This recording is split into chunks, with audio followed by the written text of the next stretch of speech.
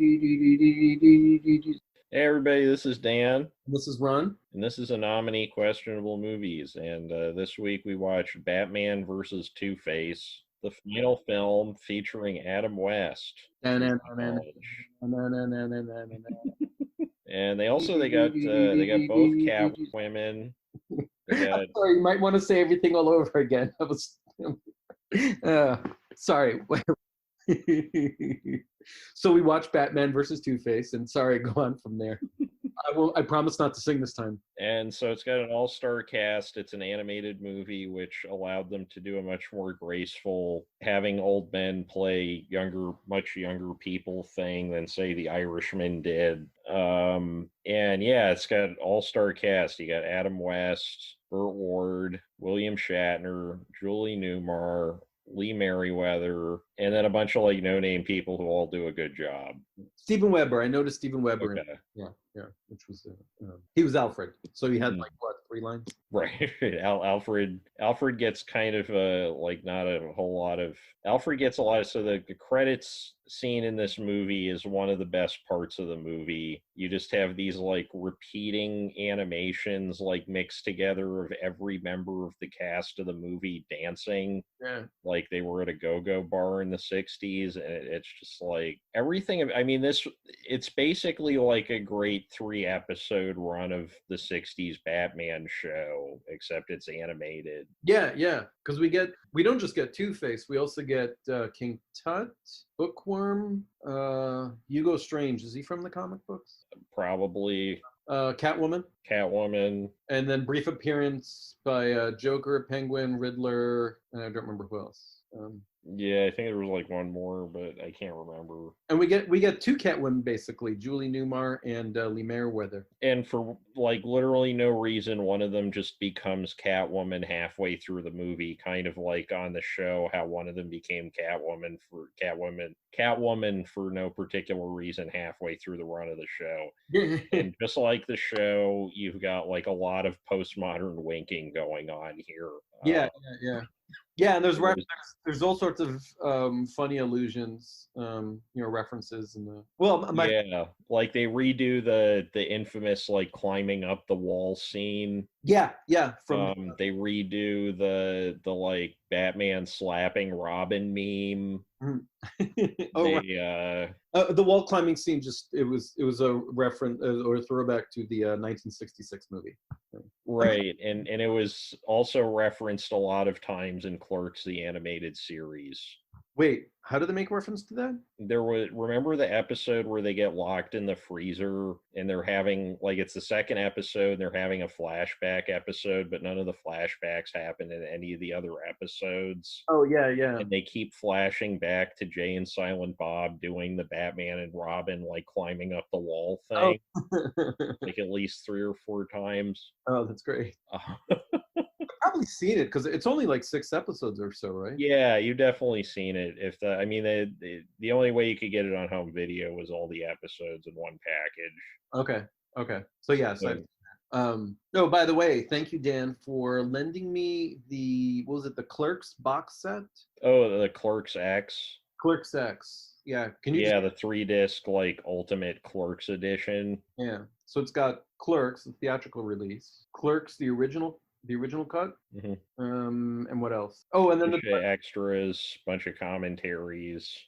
And Kevin Smith does commentary for the theatrical release or for the original cut. I can't remember. Okay. He might do it on both. The guy loves doing commentaries.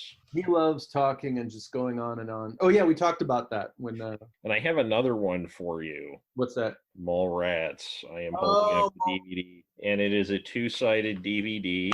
As you can see, because it's shiny. It is shiny. And one side of it is not a full screen widescreen release. It is one half of it is the theatrical release. The other half is a cut they made from literally everything that was in the shooting script that's more than 2 hours long. And it is one of the worst things I have ever seen. Worse than the actual theatrical release. Yes, far worse than the actual. Like you really appreciate the theatrical release after seeing it. And the best part of it is Smith does a commentary on the entire thing, and he's just like here's why, we argued with the editor at the time, and he was right about 100% of everything, and let's go through and show you exactly why he somewhat managed to salvage this terrible movie I handed him. Oh, that's great.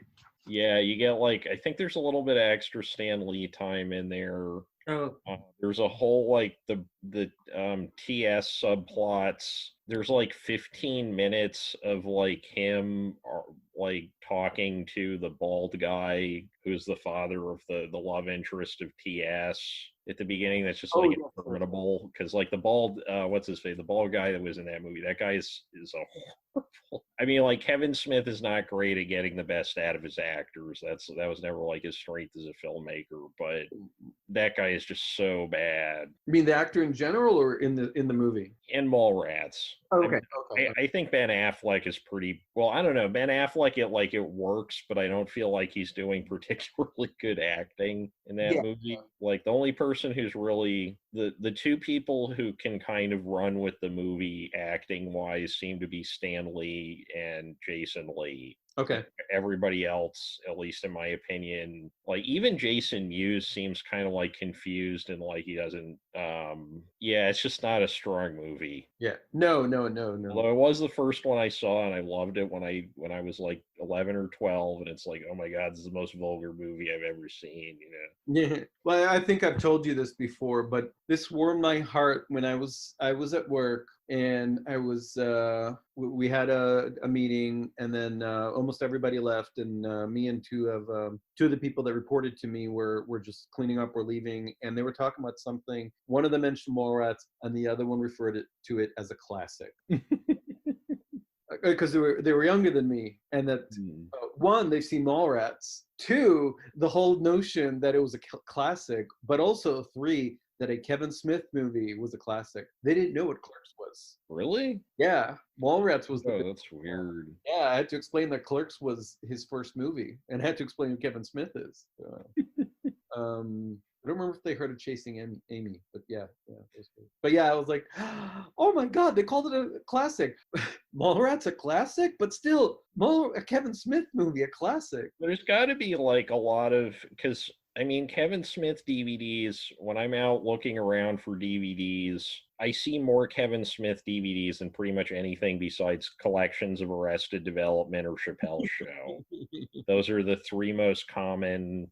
Every used DVD bin will have at least two Kevin Smith movies. Usually the Criterion Chasing Amy is probably the single most common Criterion disc. No kidding. It's either that, Royal Tenenbaums, or Life Aquatic with Steve Zissou. Okay. I don't know. Okay, that all makes sense to me somehow. Yeah, if you're out looking for DVDs, the two Criterion DVDs you're going to see constantly everywhere is Royal Tenenbaums, and for some reason, people really wanted to buy Wes Anderson physical media. But speaking of DVDs, Batman versus Two-Face, which I watched, and Dan watched on DVD. The DVD that he bought. Where'd you buy it? I bought it from 7-Eleven. I went to get ice cream from 7-Eleven in the middle of the night last night. And I'm walking out of the store with my ice cream, and I look, and they have a used DVD bin, and there's this animated Batman movie for $4, and I was like, new DVD. I haven't, the last new DVD I think I bought was I can't remember. It was either the complete series box set of Nathan For You, or that box set book thing of all the Cave Zahedi movies. This is the only new DVD I have bought in 2020 is William Shatner and Adam West doing Batman. Cool. And it's funny to see how the DVD cases have gotten so cheap and flimsy. Really? Yeah, because new, so this Mallrats, this is from the peak of DVD releases, I would say. It's pretty sturdy. You open it up, there's plastic through the whole thing. I think there was an insert in here at some point, but it's not here. Plastic all the way. Now, and this isn't even like the Batman versus Two-Face DVD. It's like it's flimsy, but it's fine. There's some of these companies have gotten really into like just stacking the CDs on a spindle in a box so they just scratch each other. Oh, okay. But yeah, let me grab that. So like when I pinch it in the middle, I can just like pinch the entire middle of it and it doesn't do anything. Yeah. Because half the plastic of the other design. Danny's showing me the inside is actually like donut, where the hole is the exterior is plastic, the whole of the donut is plastic, but the donut itself is paper. Yeah. There's like a bunch of holes in the plastic around where the disc is, which I think honestly, depending on how it's much more flexible plastic than the other one. And I think this might actually be safer to ship because it has a little bit more give, but I never tested that. Oh, okay. So the movie, let's see, it's 2017, directed by Rick Moranis, who his name sounded really familiar to me for some reason, but I know why. I was thinking of Rick Moranis. That's why it sounded familiar. Moranis and Morales, two different names. But so he directed episodes of Batman Beyond, I think, some of the Lego superhero movies. He was also involved in the art design for a lot of these. So he's done a lot of animated TV shows and movies. Yeah, usually on animation, like director credit isn't quite as important as it is in some other genres of film. Because there's so many, like usually there's 3 directors. Right. Oh, well, here, I'm looking at Amazon right now. It's still on my TV, and it says starring Adam West, Burt Ward, directed by Rick Moranis. So there were 2 directors. They were just both the same person. Oh yeah, but you have like a voice director. Like the person directing the animation segments isn't usually the person handling the actors. Oh, okay. Oh, interesting. I didn't know that. Yeah. It might have been in this case, but yeah, usually the animation department, it takes a lot more people and a lot more planning to make an animated movie than to make a live action movie. Yeah. So there's just a much wider division of labor. And with wait, what's a non-animated movie? What's the word? A live action movie. That's the word. And a live action movie, the voices, the actors' voices and what they look like are tied together inextricably. So with one with one shot, you get both the auditory and the visual. So. Yeah, and they did a good job, like with the animation, making everybody basically look like their younger selves. Yeah. Like Harvey Dent looks exactly like 20-something William Shatner, except a little skinnier. The Adam West Batman looks like Adam West circa 1966. Same thing with Burt Ward and Robin and we get Lee Merriweather and Julie Newmar animated, and they look so interchangeable that you barely notice. But they're actually 2 different people, because at one point Catwoman is in jail. She manages to get out of it and get I don't know if it's not the warden. What do you call them? Well, I think it's her lawyer or something, right? Or her like. Oh, yeah. But she knocks her out, switches outfits with her, locks her in the cell, and leaves.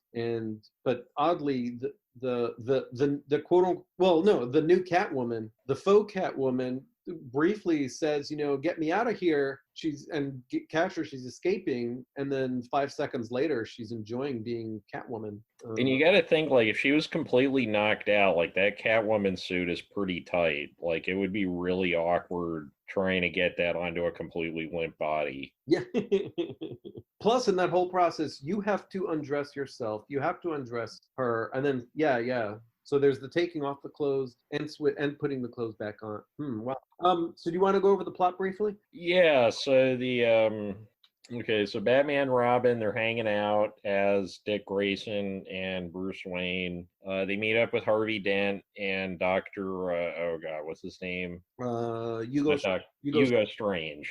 So Doctor Strange, but Doctor Hugo Strange for copyright reasons. And he's creating a machine that extracts evil from people. Evil apparently looks like the cartoon shorthand for like particularly noxious farts. It's just this like green fume. He uses the evil extractor to extract the evil. It's called Evil Extractor, as written on it in bold letters.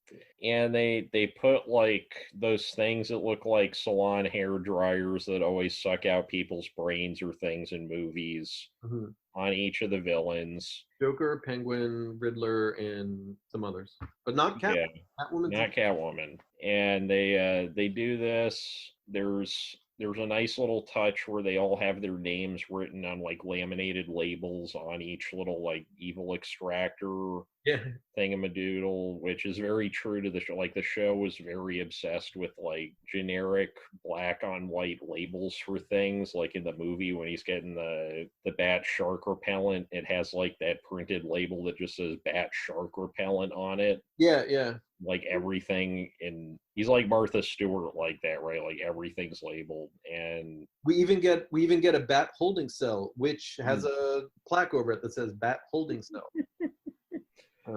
But yeah, the evil is extracted, but it explodes while it's happening. right, and that's also kind of like a clever nod on the original show too, to like narrative captions in comics. They're always rectangular. They usually have the same font. Yeah. Sometimes if you have a lot of characters introduced at once, you'll even have like in this movie just a little box above everybody's head saying like this person, that person, this person, that person. Right. Anyway, so the evil gets extracted. There's too much evil. It blows up the tank. Who'd have thunk that was going to happen? And then it covers William Shatner, aka Harvey Dent. He becomes Two-Face for like 30 seconds. Then we immediately cut to Bruce Wayne and Dick Grayson at the hospital.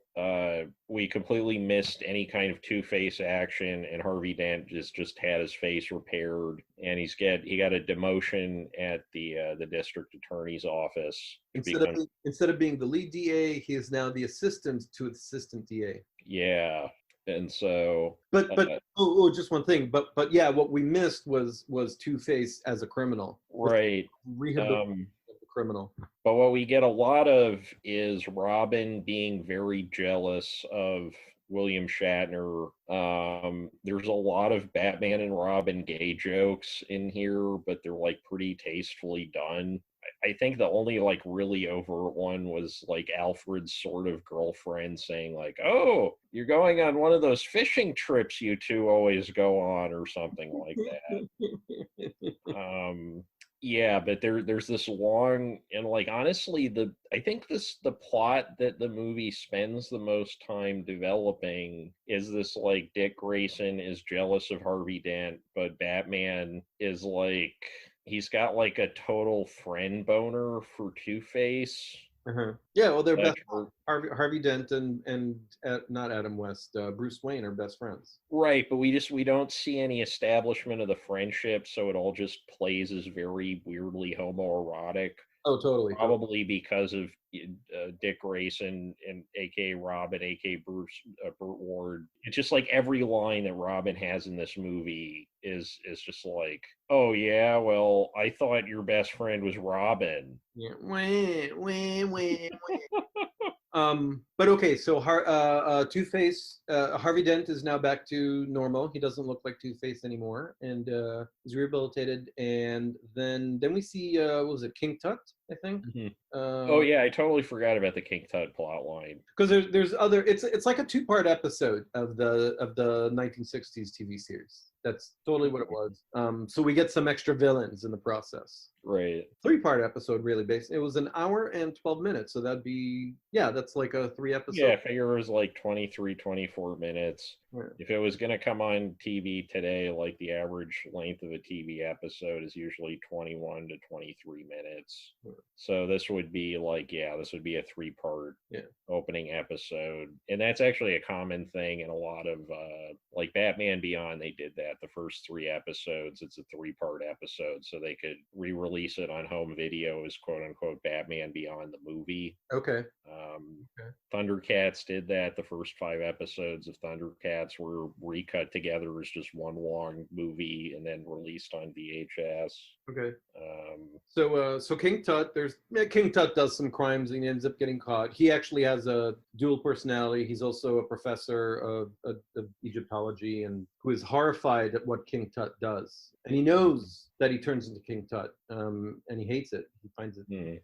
But Harvey Dent prosecutes him, and we see some police brutality by Chief O'Hara against King Tut or the professor. Right, because the professor can only assume the King Tut persona if hit on the head with something. So we get a lot of slapsticky, like police officer beating somebody over the head moments. Yeah, over and over and over. So you could keep switching between being King Tut and Professor, and King Tut and Professor. So then Batman gets a clue, a worm-eaten old book. And so they go to the public library, which apparently is open 24 hours because they go there at like 2:00 in the morning, or at least late at night. Yeah, and it's like at first it seems to be implying that they broke into the library, but then there's a woman behind the desk who's like, shh. And they're just like, oh, of course there's a woman saying shh, even though the library's closed. And then, of course, it turns out she's like Mrs. Bookworm. And then we get to villain number 3.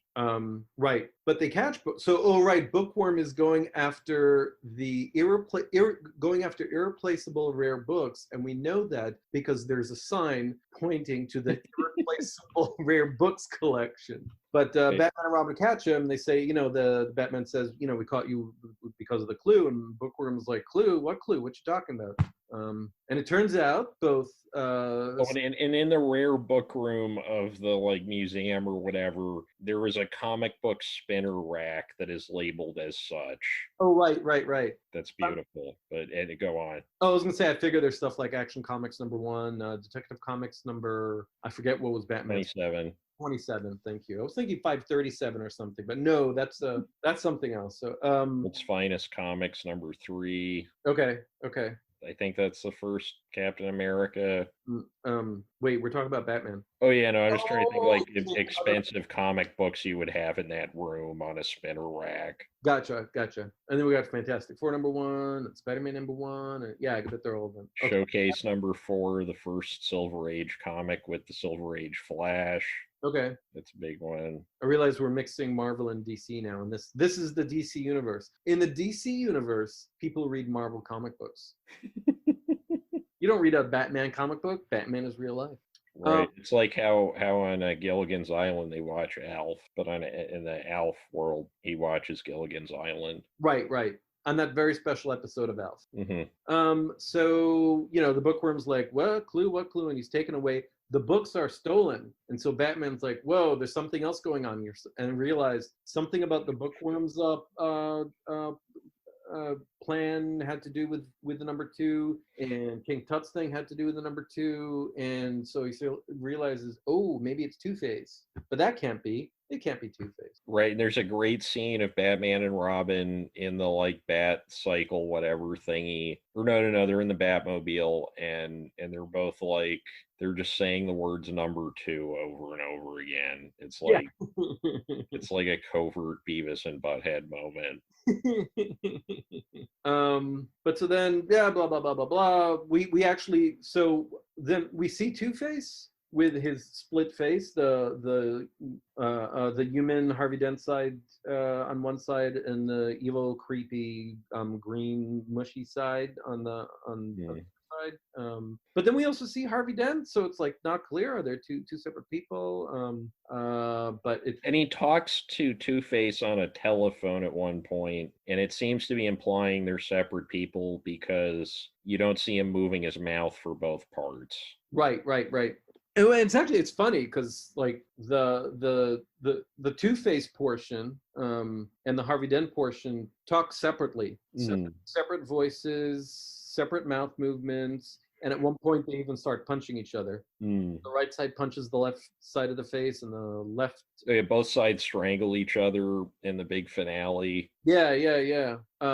But Two Face's plan is to use that evil extractor gas and spread it all over Gotham.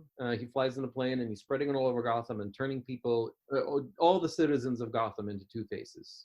Mm. Um, Which is fun, which is a lot of fun. We get to see like all these random pedestrians, and then we get to see them like we get to see old lady Two-Face. We And get to see like two people kissing, and then they both become Two Faces. and they start cackling. Two Faces. The first thing they do is they kick in a storefront window and go in and start looting it. Hmm. Yeah, yeah. Yeah, if the cast weren't all in their late 80s, like I totally could have seen this becoming a like once a year thing for DC. Just like put together a moderately well produced straight to DVD movie, Yeah, yeah. and then just have like the 66 Batman. And actually, and sadly, the movie was released was completed after Adam West died, and they had the title card. Is that the right word? They had the card, the screen, the note at the end that said An end card. What do you call it? I'm calling it an end card, but I don't know if that's the official. There were two about that. One saying in memory of Adam West and birth year to end year, and then another one that said I think it was Good Night, Bright Night, Night with a K, which was sweet. It was a little movie. Yeah. But yeah. So he spreads everything over the city. Blah blah blah.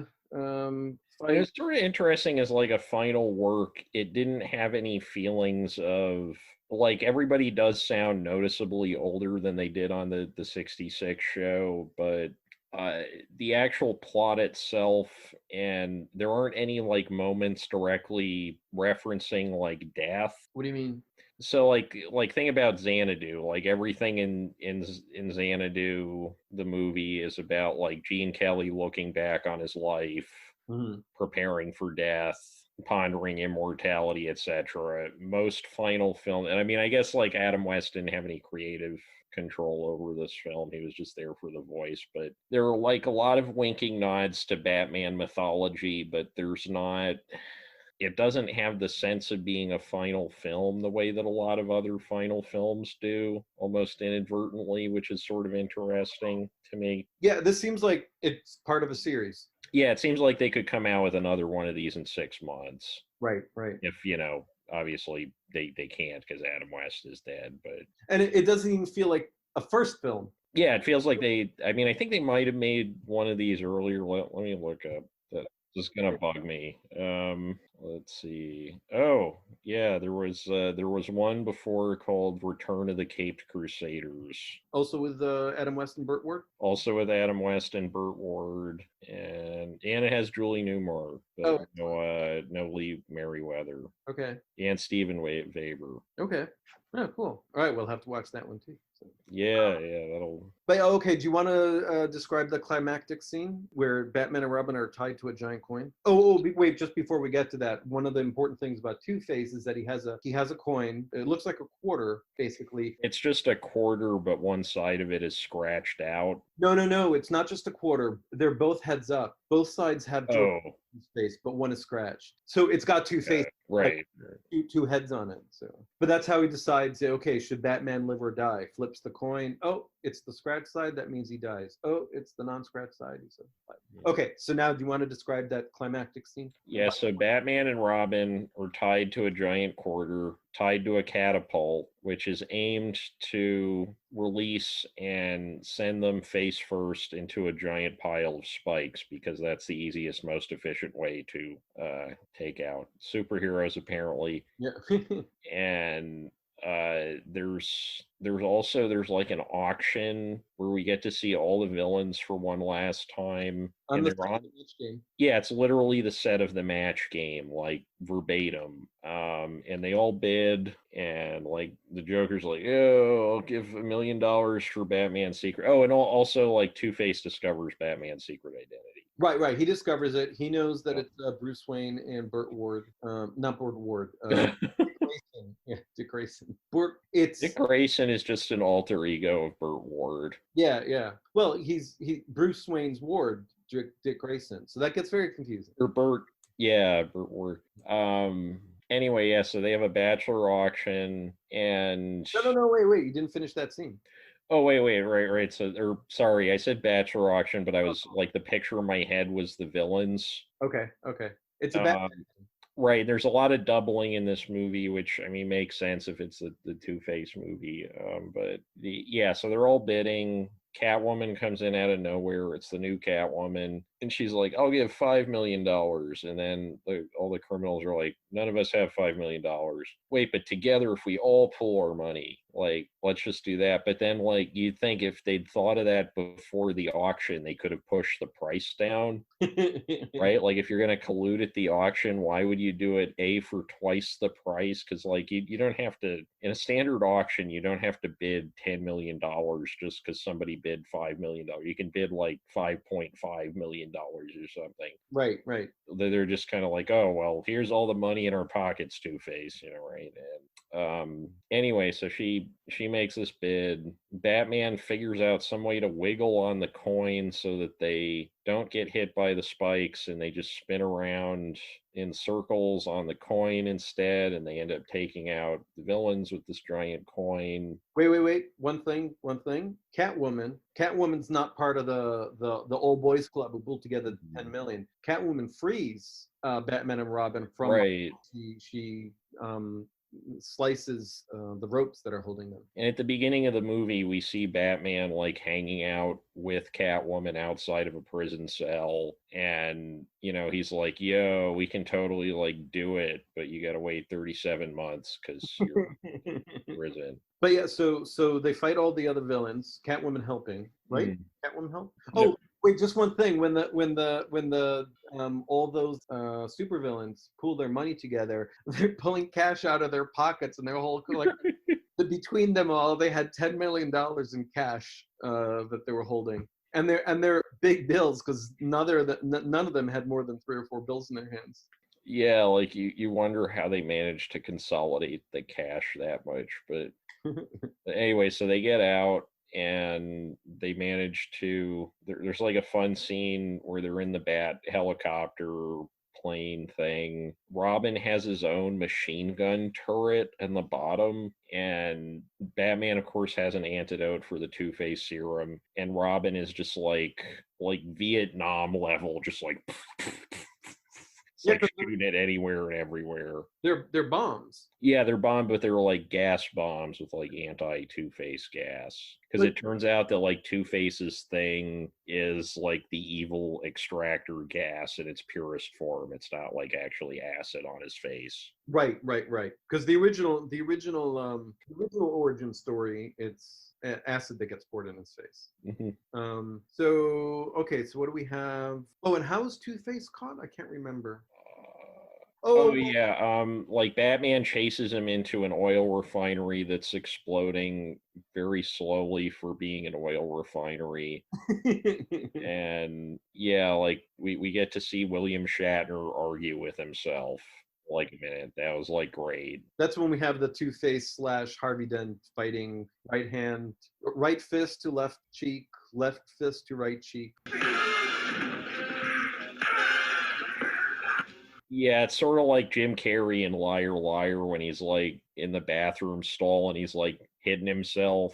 Like, I mean, I guess there's probably other examples of like self-on-self combat in the cinema, but that's the first one that's coming to mind. But yeah, it's pretty entertaining. Harvey Dent wins, and then Batman gets them out of the burning building. And then we see who knows how much time was spent because Harvey Dent apparently went to jail again. Because he did commit all these crimes, even if it was the Two-Face persona. Although it's weird, it's a double standard because he gets held accountable for crimes committed by Two-Face, but when they're in court, King Tut isn't held accountable for things that he does when he's not the professor. Right. Yeah, that's true. Another duality. Ooh, this is a double standard, Robin. It must be Two-Face. But so then we have a bachelor auction run by Harvey Dent. It's a what do you call not a volunteer thing, donation, The charity thing. charity. Thank you. Yeah. Charity auction, yeah. Yeah. It's a hard word, charity. 25-cent word there. So they're holding an auction, like, and suddenly, where did Bruce Wayne go? Boom! The first Bachelor, Batman, and who bids on him? Catwoman. Catwoman is sitting there front row, and we see the last thing we see is Batman's face, with the cowl. Cowl, yeah. He's like blushing, yeah. He's blushing, yeah, which is great. Yeah, and it's also a throwback to an earlier point in the movie when Two-Face says that he deduced that Bruce Wayne was Batman because Bruce Wayne had not shown up for another charity auction event, because Batman was being held on a giant quarter. Right. He was late to his own charity auction. Right. Yeah. I always love the Catwoman episodes because that will they won't they thing. Oh yeah, and they totally stole that whole dynamic for Spider-Man and the Black Cat. Did they really? Wait, no. I feel like it, yeah. Like it's the same exact dynamic. You're saying that Marvel stole that for Spider-Man and Black Cat, not the other way around. Yeah, Spider-Man Black Cat, it's sort of like a pastiche of the Batman Catwoman relationship. Okay. Do you think it's like intentional, like upfront, like saying, "Hey, we're kind of having a little fun with that in our own way," or was it just? I mean, I think it's just a knockoff. Like comic books are things that for most of their life were produced very quickly by people who were doing it for money. No, but I mean, do you think there's a knowing nod in there? They're not that they're that it's not meant to be plagiarism, not homage. Homage isn't quite the right word, but it's like we're gonna take that and riff on it a bit. I mean, the Black Cat suit, it's so close to the Catwoman suit. Like, come on. Yeah, that's true. So then that's the end, and then we get the end credit scene that we described before, and we were just totally mesmerized by it. We watched the whole thing because it was just, as far as I'm concerned, one of the best pieces of animation that I've seen, possibly some of the best TV I've seen. The opening credit sequence is like so good too. They really went all out on the animation on this. Like what kind of stuff about it? The animation was really good. Yeah, the animation was like some of the best I've seen on these straight to video animated superhero movies. Yeah. And at one point, mostly it's somewhat flat. Sometimes there's a bit of 3D, but then at one point you've got like the spinning Batmobile. They're in the Batcave. Batman and Robin are get into the Batmobile, and then it starts spinning around, and we're seeing this full, like almost 3D, 2.5D. I don't know what that is. Oh yeah, and there's some great set pieces too, like when they get shoved down the giant billiards table. Oh yeah, and like they're almost getting hit by all the giant billiard balls, and all the animation is fluid. The character models are really well done. There's a decent amount of like the characters are moving around. They're not just like on TV animation. You see this a lot where they'll just be talking and they're just in one static pose the whole time. Right. Yeah, they're almost always moving here. It definitely wasn't static. This was animated. The character. Yeah, like the backgrounds, the coloring, everything was like very well done. Yeah. The script was like it acknowledged the source material, didn't reinvent the wheel, but also didn't seem stale. The slightness of the project kind of makes it hard to say like, oh, this is great. But like in terms of movies where it's like we're setting out to do this one specific thing and not do anything else, like this movie knocked it out of the park. Like it's exactly what it says on the box in the best incarnation. Yeah. And then no fat. Yeah, it was a good, fun animated movie. It was short, only an hour and 12 minutes. The perfect length. Wasn't any longer than it needed to be. It wasn't too short. I know that might sound kind of trite, but it's like, no, it was just the right length. It didn't try to overextend it. It didn't try to shove everything in too short a time frame. It's an easy movie to review because it's one of those movies where like if you think you would like this movie, you are the kind of person who will like this movie. If you like the original, if you like the 1960s TV series or the movie, then this is right up your alley. Mm. This was like watching another episode of that. It was great. It was just like I said, it was just what I needed. You were saying it's just what you exactly what you expected. It's the reason I bought it. Just wanted ice cream. But I was like, how many more times am I gonna have like the opportunity to buy a cheap DVD somewhere? Because like even the one at 7-Eleven, it shrunk down to like they have maybe 12 DVDs there at any given point. Uh-huh. And you didn't buy them all? What else? No, because I mean it's also incredibly rare for me to see something in that bin that I actually want. Oh, okay. What other kind of stuff was in there? You remember? I mean, the same stuff that was ever in like 7-Eleven DVD bins, like generic romantic comedies, action movies, Okay. Okay. like the stuff you'd find in a red box, but you're not renting it. Okay. You're buying it super cheap. Yeah, you're just buying, and like the price of new DVDs is like dropped precipitous. Like I paid $4 for this new Yeah, yeah. first. I mean, I don't think this was remainder. I'm pretty sure this is first run of commercial distribution. So it's, I mean, you remember when DVDs first came out? It was like $40 per DVD I remember at when least. VHS tapes you cost $70. Yeah. Oh, but what was I gonna say? Oh, I watched it streaming. So I watched the streaming version, but I paid $4 for it. I only get to keep it for the next let's see, 47 hours. I could have purchased it for $8, but I have no plans to watch this again. Mm. So we both paid the same price, but you get to keep it forever. I get to keep mine for 47 hours. Yeah, it's like it's a nice enough package. It's like it's a good. They had like a hand drawn, painted, whatever cover. Oh yeah, full cover. Let's see, we've got Batman, Robin, Two-Face, and Catwoman. Oh, okay. They give her the props she deserves. Yeah, and then there's some more art on the back. It's got a description. There's no insert, which I think they gave up on. What's weird though is there's no insert, but there's the clips for the insert on the case, which you'd think if they were trying to save plastic, they'd like make the case without the flaps and with this thing, But well, if they only have one mold, so right. it's all the same shape. Just do you need an insert or not? Shoot, I forget what I was gonna say. Oh, it just occurred to me that the whole silly bit about Catwoman getting out of her cell by she scratches her lawyer or whoever she was. Well, she like mind controls a feral cat, brings it in with her lawyer, and then the cat scratches her. She faints. But the whole thing was silly because then we see Catwoman like it's opening the jail cell door with her claws, the claws of her suit, which means she could have gotten out all along. So I just realized it was right. all done for one purpose. It was so they could switch between Julie Newmar and Lee Merriweather, yeah. So this way they could get both Catwomen. Because there were 3 Catwomen. There was Julie Newmar, Lee Merriweather, and Eartha Kitt. Right, and Eartha Kitt is dead, I believe. Okay. Yes, she is. And we talked about Eartha Kitt and Dave Bowie back a while back.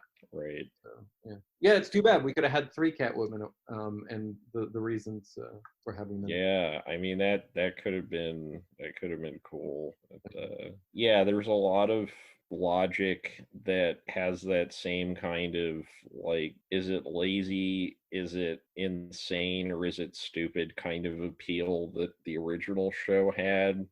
Like things don't really have to follow in a logical sequence, but everyone around them acts as if it's the most logical thing in the world, which never stops being funny.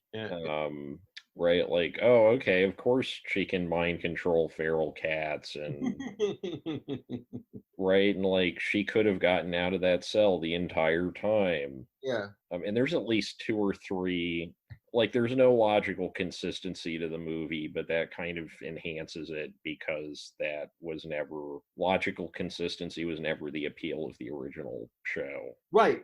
This is just one more thing that it has in common with the series. Oh, who was your favorite Catwoman? Do you have one? In this one? Well, of the three, Lee Merriweather, Julie Newmar, and Eartha Kitt. I like Lee Merriweather. I think I did too. Yeah. And I think, I'm not sure, but I think Lee Merriweather is the voice of the first Catwoman. right? Or I believe so, yeah. the Yeah, second. 'cause she's in the first movie. This is a sequel to that movie. Ergo, if they're going to have the Catwoman transition into a different Catwoman, then. Or no, no, no. Lee Merriweather's the second one. Oh Or shit. no. Or, let me look. Let's see. Oh wait, I just. Yeah, Julie Newmar is the first one, and Lee Merriweather is the second Catwoman in Batman versus Two Face. Okay, okay. Yeah, so I don't know what else is there to say about this movie. I mean, it's light. There isn't much there. It's light and frothy. Yeah, it's light, it's frothy, it's remarkably successful as a revival of iconic source material, which is not always the easiest thing to do. Yeah, yeah. It totally kept in the spirit of it, and Like in terms of reboots, I would say this is closest to like the 2009 Beavis and Butthead reboot in that like it seemed like it was just the same show, it just hadn't been on for a while. mhm. Like it was remarkable in that you just get to see like a lot of a lot of pop culture icons who are gone or aren't long for this world kind of doing their thing. Yeah, that's true. It was neat watching and seeing. Hey, Adam West still has it in him, especially now that he's passed away. So And now that we've watched this movie, we've now covered on this show every movie where Adam West and William Shatner worked together to the best of my knowledge. right. All this was missing with John Cassavetes. Right, they couldn't get John Cassavetes. John Cassavetes would have been a great Batman villain, I feel like. Like, did you ever see that episode of Columbo that he was on? No, no. Oh man, it's one of the best Columbos. I can't remember what the name of it was, but like he's this evil musical conductor. He's married to Blythe Danner, aka Gwyneth Paltrow's mother, and I like that. yeah, she's great in that. And God, it's been so long since I've watched that. Maybe we should do like a TV oddities episode where we just do like 3 or 4 Oh, that'd be fun. episodes of like TV that are just weird or significant for some reason or another. Yeah. All right, that'd be fun. Totally. See if there's any kind of connection between them or just. Oh no, the connection is that they're TV oddities. Yeah. They don't have to be thematically connected. The connection is just that they're oddities. Yeah, and I think like we can do it as like a discussion of like we did this with the cat cartoon episode, basically. Like you take some stuff, it has one common thread, and you figure out what other connections come out by watching the things in succession. Right, and it's not like we were comparing cats or looking at the evolution of casual representation. I get feline representation in animated cinema. Making stuff up here. What it was, we're watching cat cartoons and showing how cartoons have changed over time. I guess with Felix the cat, we saw Felix change somewhat, but yeah, it's not about cats as a whole. That was a specific character that changed, but it told us something about the changes in cartoons in general. So, Yeah. Oh, yeah. And I guess like in terms of slept on Batman media, I have been playing way too much of this Batman video game for Sega Genesis lately. no kidding. For Yeah. like the last week, it's like the one that was based on the cartoon show from the 90s. Is that Batman Beyond? That was a Batman cartoon show in the 90s, but this one's just based on like the Batman the animated series one. Okay. Really, the one that Batman Beyond was a spin-off of. Oh, okay. The Batman Um, the animated series is the first of the '90s sort of DC Universe cartoon shows, yeah. And then later they came out with like Justice League and Static Shock and Superman, and I think there were a few others. I never watched those until I don't know about half. Ooh, wow! It wasn't half a year ago because the stay-at-home stuff, the pandemic's been going on here since in full force for half a year, so it was longer. So probably about a year that I sort of discovered it. It showed up on maybe Netflix or something like that. I'm like, let me take a look. I'm like, oh my god, this is a really good show. Oh yeah, the 90s Batman is like some of the best Batman ever. Yeah, it was weird because it's sort of set today, but also this 1930s noir kind of. And it's in color, but it looks like everything is in black and white. Yeah, it's like really moody. There's like a good combination of like Fritz Lang and Alex Toth. Yeah. So it's in color, but it feels like black and white. Yeah, and that series actually had a movie spinoff. Oh, really? Oh, okay. Yeah, it was called that one was actually released theatrically in 1994. I believe it's called Mask of the Phantasm. I remember that. It's I didn't pretty see it. good. I remember that. Actually, it's possible I did see it. And then there was a direct to video Batman Beyond movie that was also pretty good called Return of the Joker. What's there's The Killing Joke, which I The know. Killing Joke is an Alan Moore comic book, which I Oh. believe was adapted into like direct to video DC movie recently. Oh, it was. Okay, all right. That's why I was thinking about it. Or had it in mind as a big deal Batman thingy. It's a pretty big deal. Yeah, I mean, it's one of the few Batman thingies I have in the house. Yeah, it's the only substantial Alan Moore Batman story. It's got art by one of the guys who co-created Judge Dredd, Brian Boland, who he doesn't draw a lot of full-length comic books because he's very slow. So it's a big deal when he comes out with a fully drawn comic book. Really? Usually he does covers. So in terms of like stuff he's illustrated all the way through beginning to end, there's pretty much just like a bunch of Judge Dredd stories. Do you ever read Camelot 3000? No. It was in the 80s. It would have been like right around the time you were collecting comics. Yeah, I remember it. I'm trying to remember if I actually read any of it, but I remember always seeing it and thinking that he did all the art on that, and that's why that took like 3 or 4 years to release.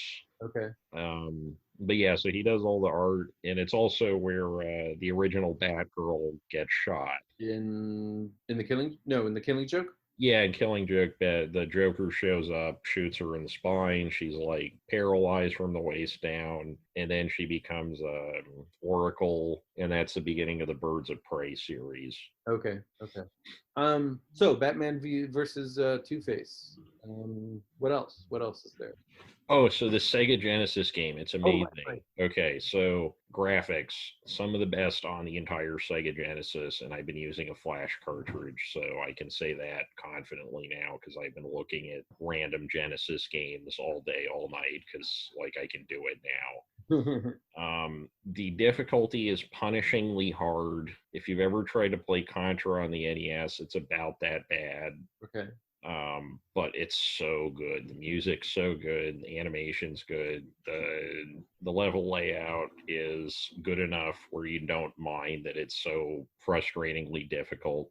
And there is kind of an internal logic. So like you can get good at it eventually. It's not just completely, there's not like a bunch of random arbitrary one-hit deaths or anything like that. I would say, does it look like a computer game or does it look like an animated show? Here, let me see if I can. Yeah, I guess it's not the easiest thing to show that stuff over webcam because the refresh rate is lower. What's up?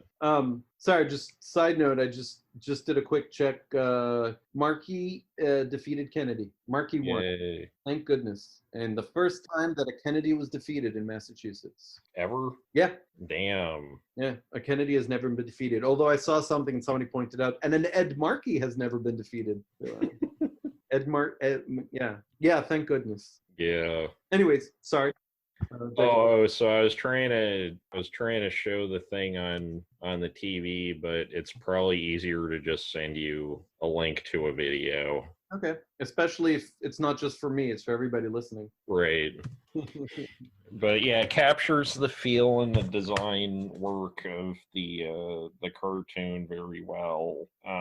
It doesn't look like cell animation because you just can't do that with a 16-bit video game system, but it's like pretty fluid looking. Okay, I've got the link. And I'll look at it, and we'll also send it out to folks if they're interested in looking at it.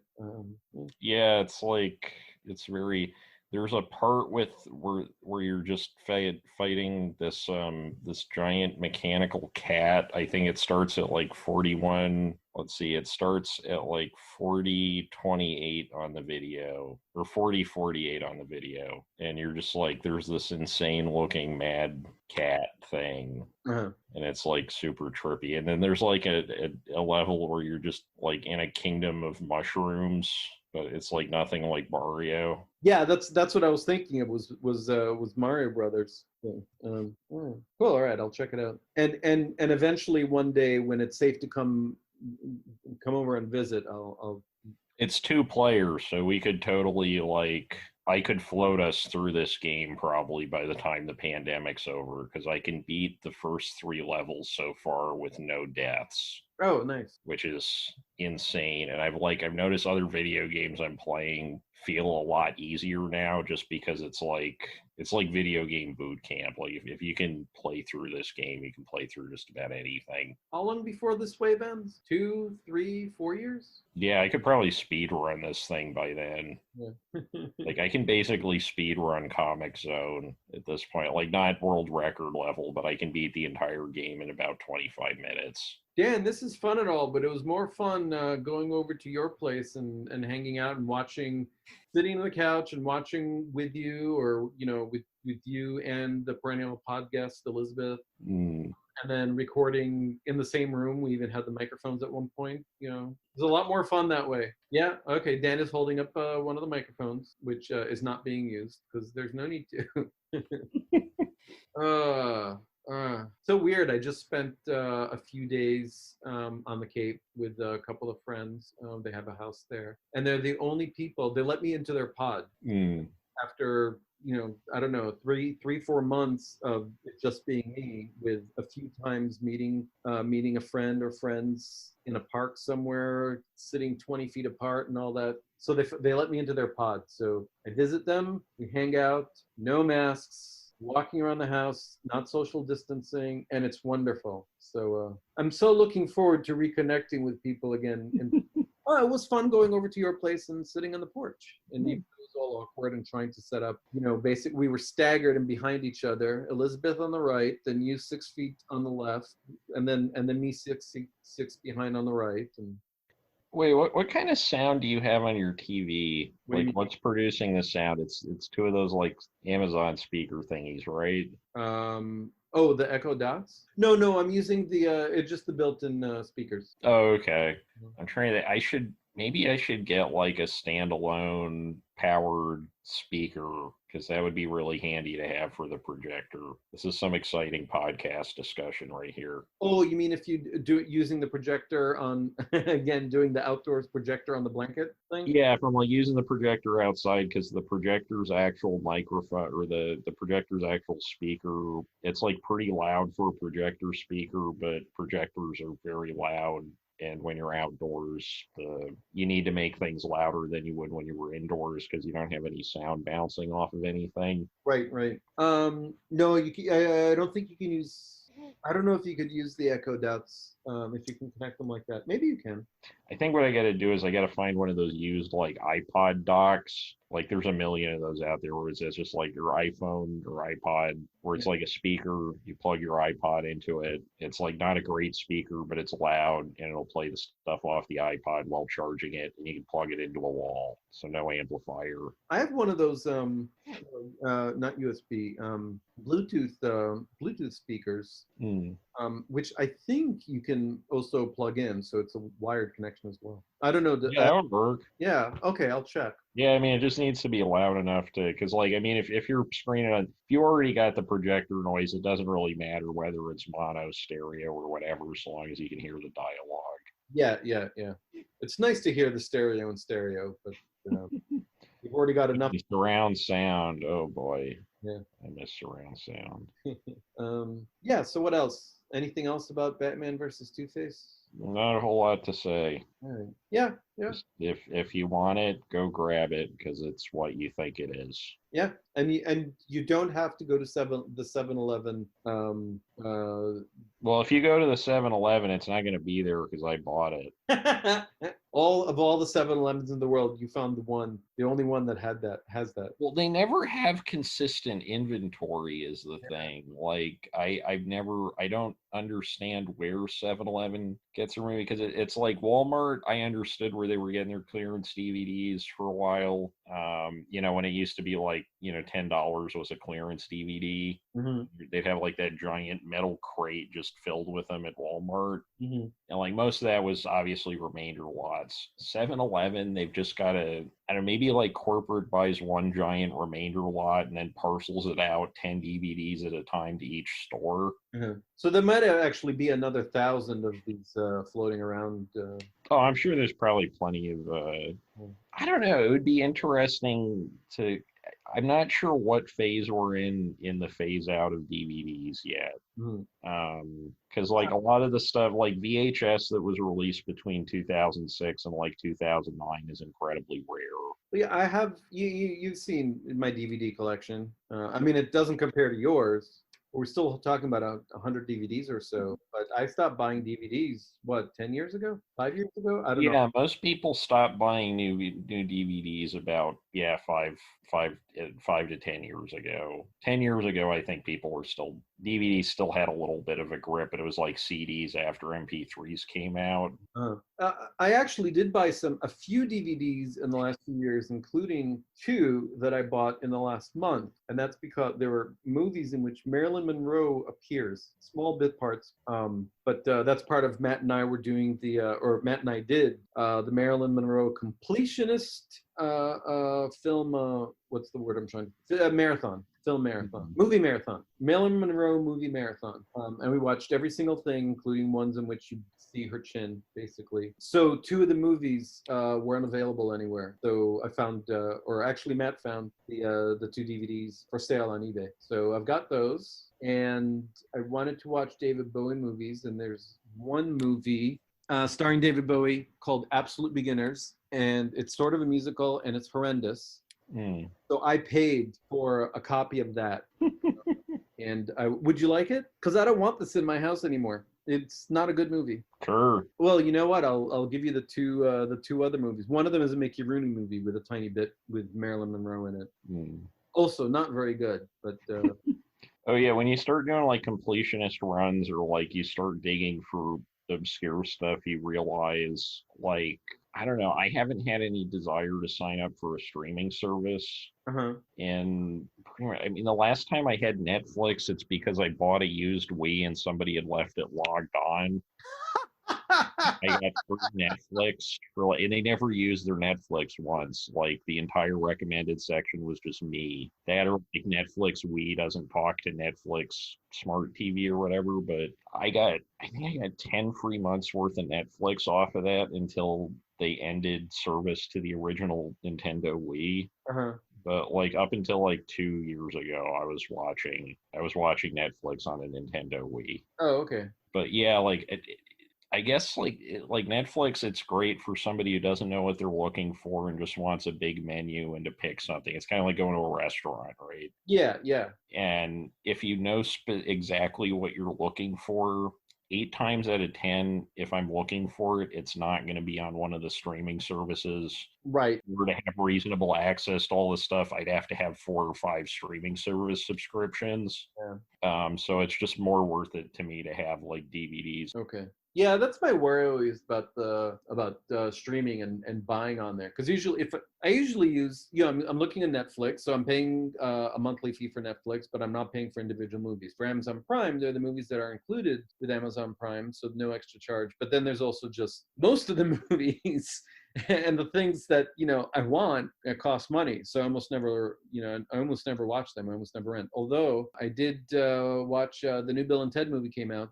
Bill and Ted Face the Music. Oh, it's finished? Yeah, it's been released. Yeah, oh, released. So I watched it last night. Yeah, I watched it last night, and it was funny.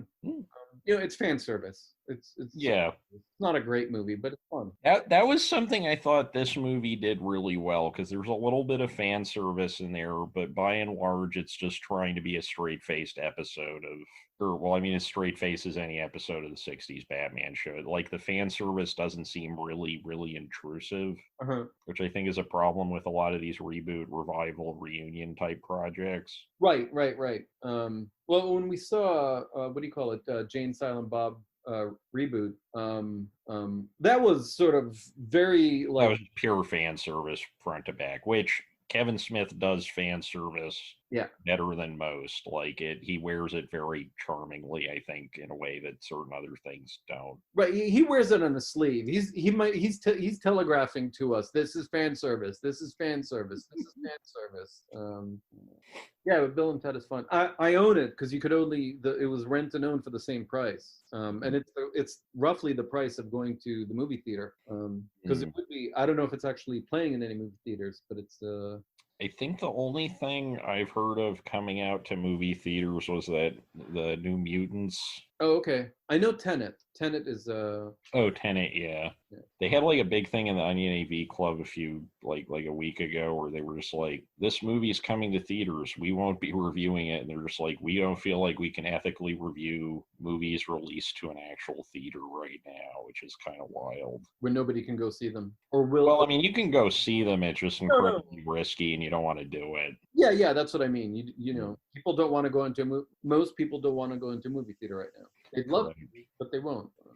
Right. It's not that they can't. It's that they responsibly won't. But if you have a projector and a porch, Yeah. it's not quite the same thing as going to like a full movie theater. But Yeah, but it's got its own fun. It's got its own allure. yeah, I think once the sound's a little bit better, like it'll be fun to show some like that. That's how we'll have to do Lawrence of Arabia. No. Well, you'll need something better than a blanket. Okay. It'll need to be. We could, if you could project it against that building wall or whatever. Okay, but no. No blanket. You are not watching Lawrence of Arabia. But especially you, for seeing it the first time, you're not watching Lawrence of Arabia on a blanket. Okay. I watched Lawrence of Arabia the first time. It was the TV we had at home, which is probably, I don't know, 15-inch or something like that. And I watched it on there, and I recorded it, actually. I taped it off of the... wait, widescreen Lawrence of Arabia, or was it? It was full screen, right? It was off TV. Oh, it might have been full screen. You're right. So it cut off parts. It's like widescreen on a 15-inch TV. That's basically like watching on a smartphone. Yeah. Maybe it was 20-inch. I don't remember. I have no concept of the sizes. It just certainly wasn't a flat widescreen TV. Right. Right. It was the square the square screen. So yeah, it was full screen. The CRT probably. Yeah. I fell asleep in the middle and I just couldn't follow it. And it was like, it was so uninteresting and all that. And then I saw it in the theater and I was blown away. And I've seen it in the theater like 10, 15 times. But I think your TV, that'll work well. It's big enough that it'll work well. And the TV that I had at home, it looks. I'm trying to think of like there's a lot of early animation stuff I would love to do on the projector because I think that would be. I think animation on a projector particularly is like it feels very fluid. Something to do with how the like. I guess that's like one thing I don't like how flat screens tend to process animation versus earlier things. Like I was watching this on the Sony mostly, the CRT because it just I'm not sure what it is, but it looked better on there. I think it's just the refresh rate is faster, so like movement looks more fluid than it tends to on the other TV. Oh, okay. But that it also feels like that seems like a decent thing to watch in a blanket. Yeah. But projecting on a blanket isn't going to take away too much. Oh yeah, no, the Batman '66 movie would be perfect for a back screen projector. Maybe even more fun. For the back porch projector, yeah. But I mean, the Apple, if we had the audio. Okay, when we watch the Apple, which I've wanted to I watched it once, and in an altered state, and I've been wanting to watch it while in an unaltered state. Mm-hmm. So But I keep wanting to be. It's like, no, not quite in the mood for it. Not quite in the mood for it. I think I've only been in the mood for it, like felt once that it was the right time. But we ended up watching something else. Oh, maybe was that the last episode? Test tube babies. Originally, we were talking about the Apple, or no, I don't know. Whatever. Came up, I think. But one of these days we'll watch the Apple. So yeah, okay, that seems like a good one to watch on there. That would be decent. So, all right. Yeah, we could show some like weird shorts. Like, you ever seen Heaven and Earth Magic? No, what's that? It's so you ever heard of the Anthology of American Folk Music, that like the kind of standard collection of old folk records from the 20s and 30s? It's like 4 volumes. It was a big like influence on the folk revival and Bob Dylan and everything. But the guy who was the obsessive record hoarder who did that also did a bunch of avant-garde like cutout animations, like pre South Park style, just like cut out, or like pre Monty Python even, just like here's cut out pieces of paper moving around animation style. It's like really fascinating to look at. I think like on a big projector, a big projected view, it would be nice. Even on a blanket? Mm-hmm. Okay, cool. I mean, it's pretty abstract, so I think the blanket wouldn't make a difference either way. The blanket might enhance it. Yeah. The blanket can enhance many things, but not Lawrence of Arabia. Yeah, I feel like Stan Brakhage on the blanket might even be better because it's so jittery all the time anyway. You ever seen any Stan Brakhage movies? I don't know. Name some. Probably not. I mean, the famous one is Dog Star Man. Nope.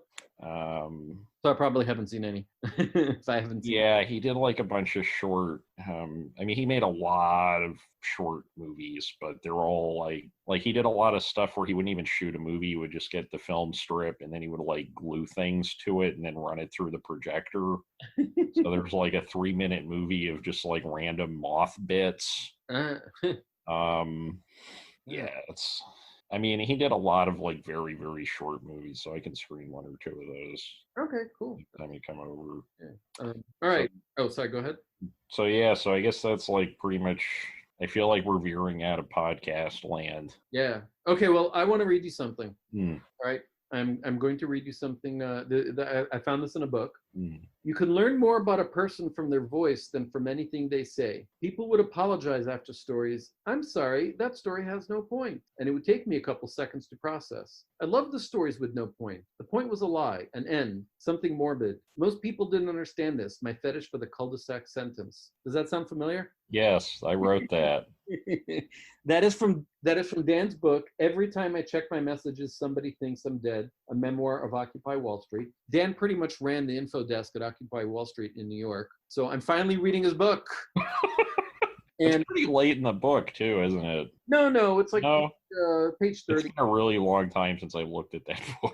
Oh, okay. Yeah, that's great. So, yeah, I'm finally. You gave this to me a little over a year ago because it was at your birthday. Right. At 3:00 in the morning when we were talking with another friend of Elizabeth, and you came out and you gave each of us a copy. Thank you. My debut. But yeah, the reason I called that out is like, Dan, you get me. You get me. You get the story with no point. This is that book was fun I wrote 95% of that book in 2 months. Really? Wow. Yeah, because I thought like crap, the later I finish this, the more of a chance that no one's gonna give a shit and there's gonna be 3,000 other books on this subject. Oh, okay, gotcha. And by the time I did actually finish it, there were like 3,000 other books on the subject. You tried to be the first, a pioneer, but yeah. I don't think any of the other ones read quite like. I think I was the only one who kind of went for the gonzo journalism style of talking about it. I think most of the other books seemed kind of dry, or they were like general overviews. Yeah, this is what I like. I like first person. I like in fiction. I like first person. Or third person's fine too, but I have an even easier time with first person. I mean, it's got to be very concrete. Yeah, you're talking about the different people that were there and different events that happen and all that. And waxing philosophical in between too. But yeah, no, it's a really fun read, and it's very fluid.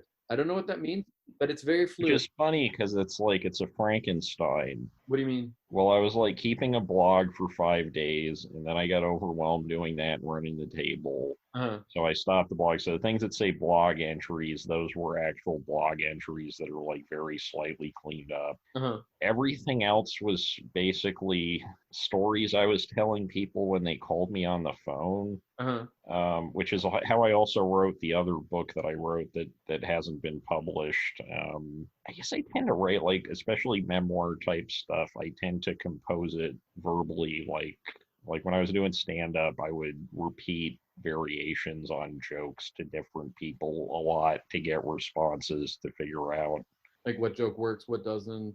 yeah, like how does this work, and telling a story, like you get very immediate responses and feedback from people in a way that you don't when you're just sitting writing. Uh-huh. And so thankfully that was like, because I thought I had a book deal, and it turned out I didn't have a book deal, and so I just self-published it. I did make my money back on that though, which is Oh, cool. pretty good. Is it up on Amazon or anything like that?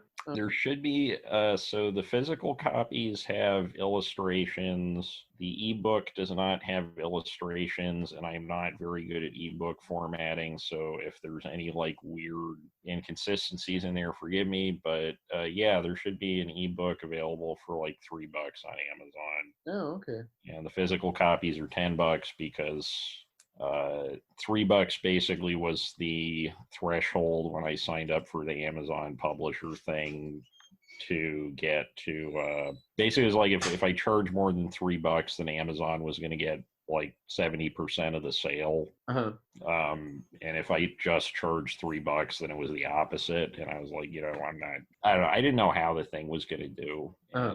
Oh, so it did well enough that you got your money back. So. Yeah, that was like mostly me selling it out of the trunk of my car. But yeah, I must have sold. I mean, I got a pretty good deal published. I printed 1,000 of those, Uh-huh. so that gets it into the range where you can get costs down to where you can sell them for. So I was selling those for like $10. How much did you how many did you sell? I'd never kept exact numbers, so based on, I gave a lot of them away. Oh, okay. It's sort of like a business card, right? Like if you have a book, it's like, hey, this guy's serious. He knows how to at least get a project done in some capacity. And Well, cool. yeah, I probably sold. I did do like a rough tally at some point, but in order to break even, I think I needed to sell like 150 copies. So you must have. Yeah, Did you make a profit or just break even? probably made a bit of a profit. I did better on that than I did on my stand-up comedy record. You had a stand-up comedy record? I never sent that to you. No, no. Oh, okay, yeah, I did. It was recorded in my living room of my old apartment with a guy who would play blues guitar at the open mic down the street.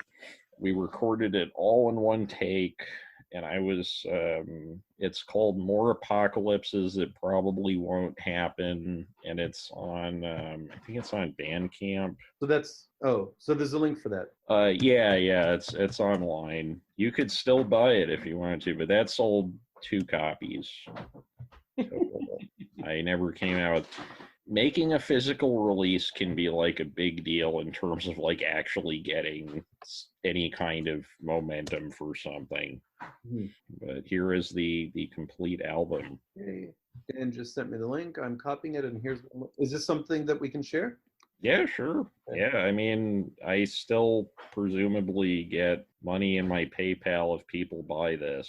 All right, we can tweet that out too. More for to share with folks your oeuvre. Yeah, and it's not safe for work, just as a heads up. There's like parts of it that are safe for work, but more parts of it that aren't safe for work. Gotcha. So listen to it at home or with headphones. Yeah, like Schrodinger's cat, the Triple X porn parody is probably not for the workplace. That's a great title. Um, Alrighty. but the story of Pretty Princess, her many loves, the food she ate, and her preferences in consumer cosmetics is probably safe for work. Okay. How many? Wait. How many pieces are there? Oh, on the album, there's 26 tracks. Okay. Most of them are like between 1 and 2 minutes. A few of them, the longest track is 6 minutes 19. Did you mark them? Or did you mark them as SFW and NSFW so people know which I thing? did not. You would. I did not. No, it's kind of like when we publish this, I mark every episode as explicit. I think by default it is. You have to mark it as not explicit. Yeah, I would say like if you're yeah, just like don't it can be a bit rough in places. I also was sitting down for the entire recording, so I don't know if it counts as stand up, but But I did release it. it's out there. All right, we'll tweet that out too. Tweet it, FB it. All right. Anything else? Yeah, to do it. So this has been another episode of Anomaly Questionable Movies. I'm still Dan. And I'm still Ron. We'll see you next week. Take care, everyone.